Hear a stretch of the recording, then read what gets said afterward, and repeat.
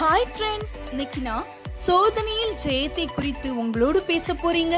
வேதத்தில் சோதனையை சகிக்கிற மனுஷன் பாக்கியவான். யாக்கோப்பு 1:12 ஏன் தான் என்னுடைய வாழ்க்கையில் இத்தனை சோதனைகளோ? தேவன் எனக்கு மட்டும்தான் சோதனை கொடுக்கிறாரா நீங்க நினைக்கிறீங்களா? சோதிக்கப்படுகிற எவனும் நான் தேவனால் சோதிக்கப்படுகிறேன் என்று சொல்லாதிருப்பானாக என்று வேதம் சொல்கிறது.